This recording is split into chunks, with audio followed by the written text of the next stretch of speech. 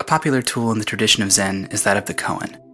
A koan is simply a story, dialogue, question, or statement used to provoke the great doubt, and to practice or test a student's progress in Zen.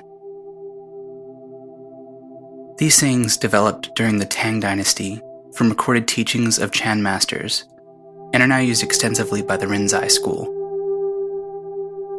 They're used to bypass the purely analytical mind to a more holistic perception, giving clear insight to things as they are, before we label and divide them.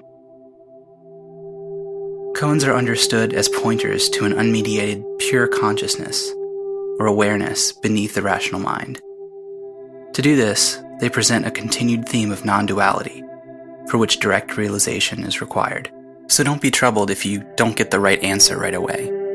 There may not even be one right answer. There may not even be an answer at all.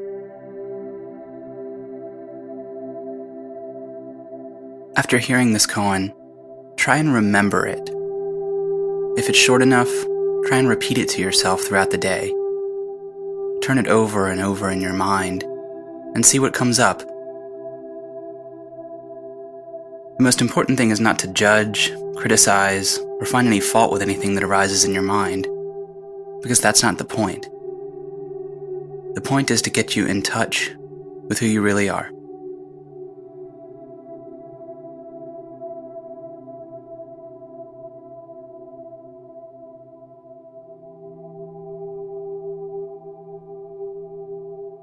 Tanha is a Pali word which originates from Vedic Sanskrit and means thirst, craving, or desire.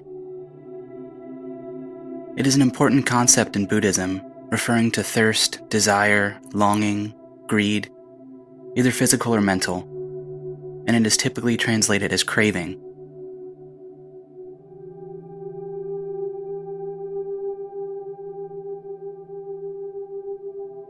Tanha appears in the Four Noble Truths, the teachings of the Buddha, where Tanha is the cause of dukkha, suffering, pain, and unsatisfactoriness, and the cycle of repeated birth, becoming, and death, or samsara.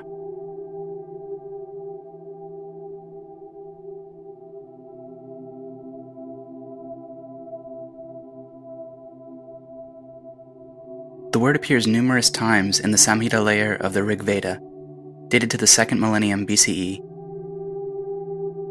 It also appears in other Vedas of Hinduism, wherein the meaning of the word is thirst, thirsting for, longing for, craving for, desiring, eager greediness, and suffering from thirst.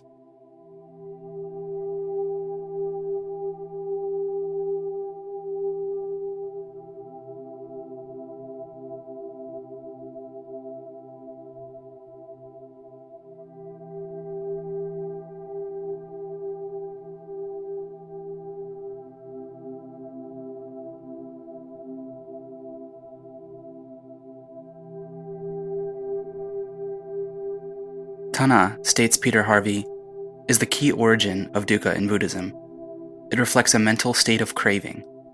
The greater the craving, the more the frustration, because the world is always changing and innately unsatisfactory. Craving also brings about pain through conflict and quarrels between individuals, which are all also in a state of dukkha.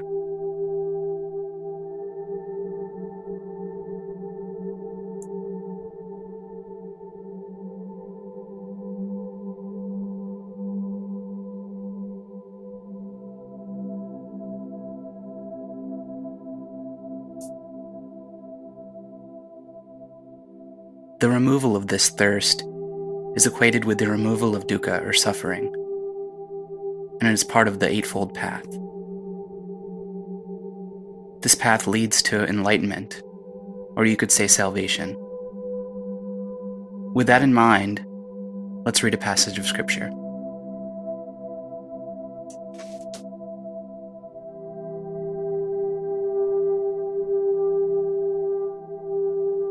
This passage is from John 7. On the last day of the festival, the great day, while Jesus was standing there, he cried out, "Let anyone who is thirsty come to me. and let the one who believes in me drink. As the scripture has said, out of the believer's heart shall flow rivers of living water.